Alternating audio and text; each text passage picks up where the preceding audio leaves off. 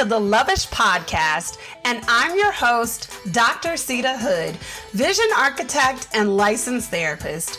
Each week, I'm going to help you to develop the belief and strategy necessary to make an immediate impact on the world by deep diving into topics like mental wellness, faith, relationships, and you guessed it, love. I should mention before we hop into the show, this is not a substitute for a relationship with a licensed therapist. You ready? Let's get it.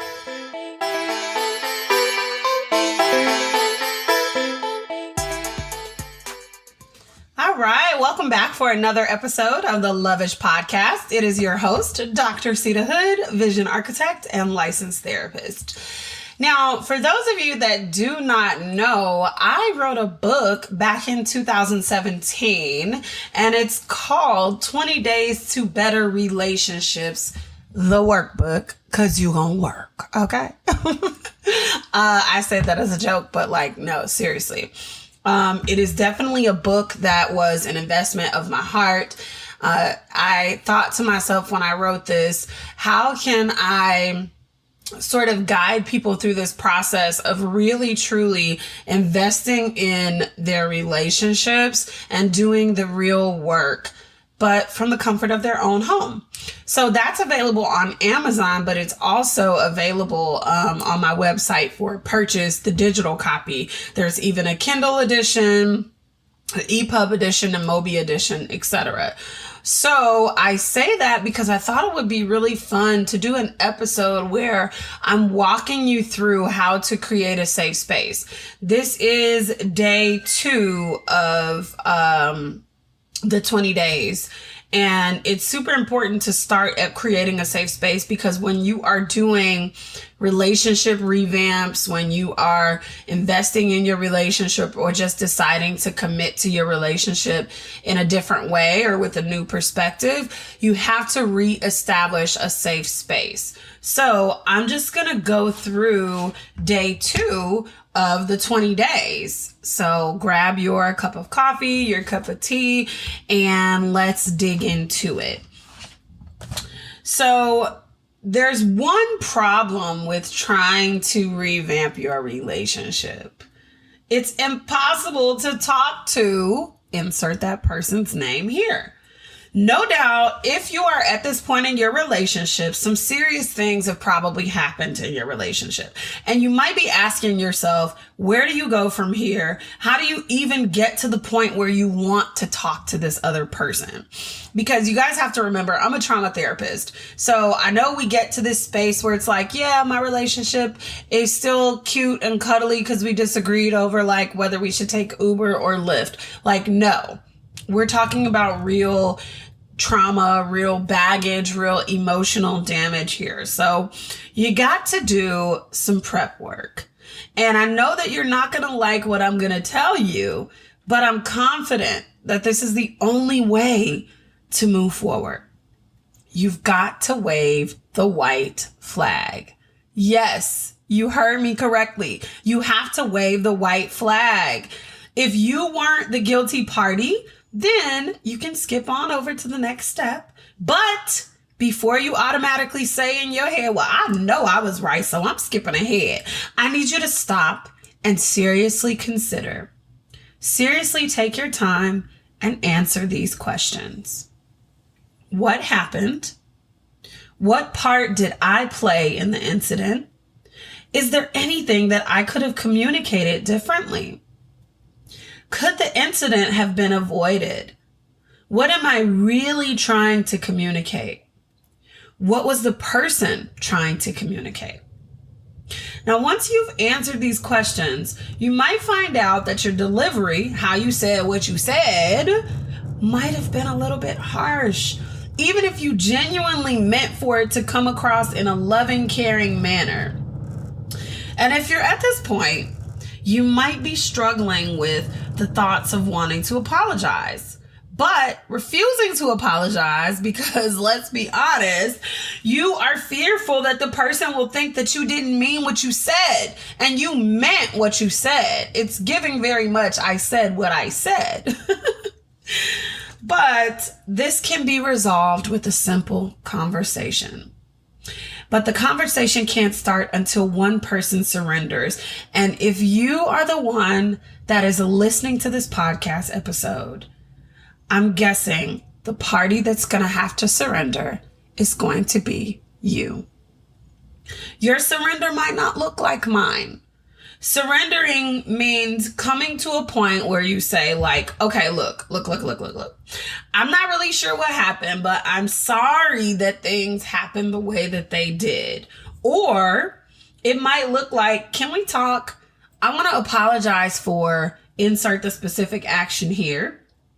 I was trying to insert your intention here, but it might not have come out that way. I want to work on us. Is that okay?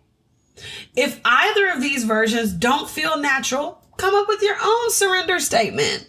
And that's what I'm calling it, a surrender statement or an apology in preparation to even start the conversation.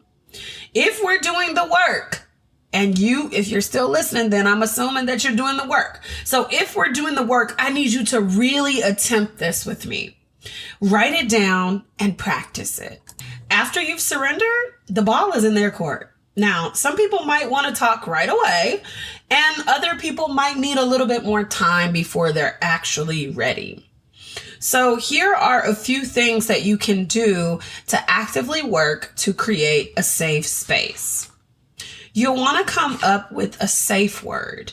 So obviously disagreements are inevitable in relationships because meanings and intentions get twisted. And most often when our meanings and intentions get twisted, we get upset. Okay. We like, I got the hands. I know I'm sanctified, but these hands still work, honey. Stop playing with me.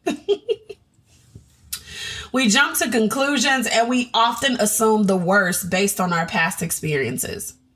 So how can we make every effort to keep disagreements in the disagreement category instead of the argument category? You can make every effort to create and regularly use a safe word. I use this technique with my clients all the time. And while it does take some practice getting used to how we use a safe word, what the purpose of a safe word is, etc., when you start to incorporate this, you will find that your conversations and your disagreements go just a little bit smoother. A safe word is a word that you and your spouse, your friend, whoever, you come up with as a way to prepare each other for a serious, potentially heated discussion. So when either of you hears the safe word, it's a cue for you to like mentally prepare yourself to discuss something serious, but you also have to try your best not to get upset.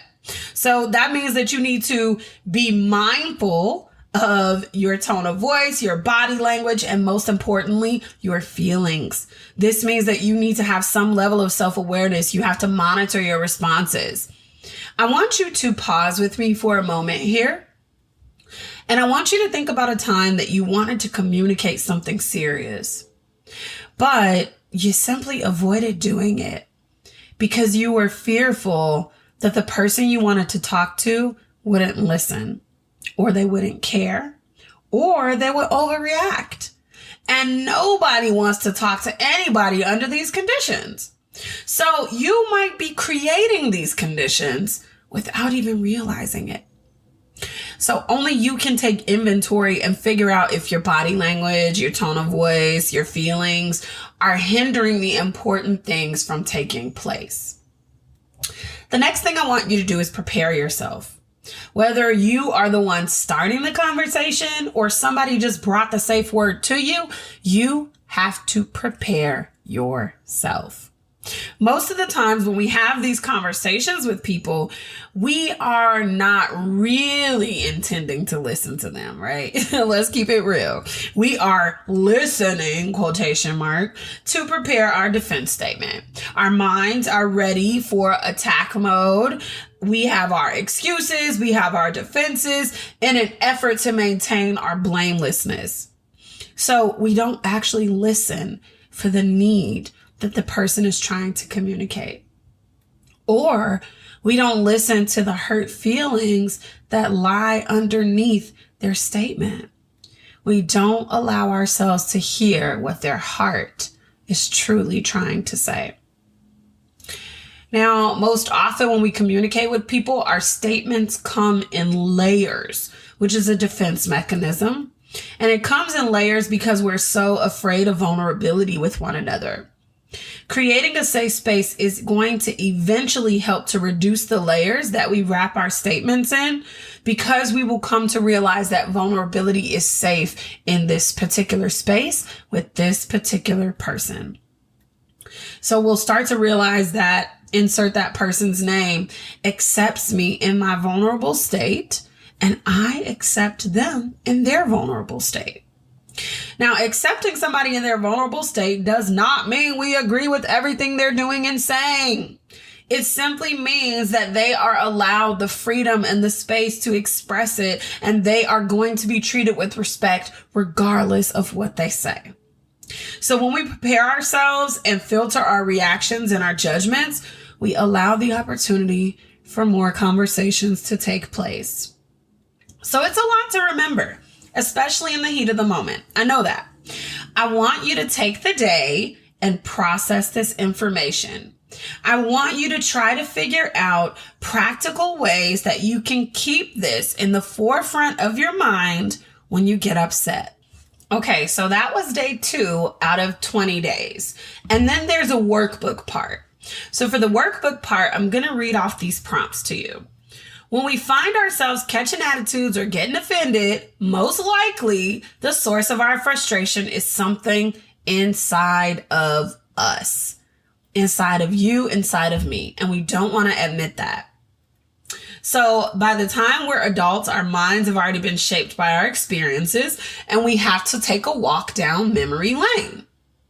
So I want you to think very carefully about your answers to these questions.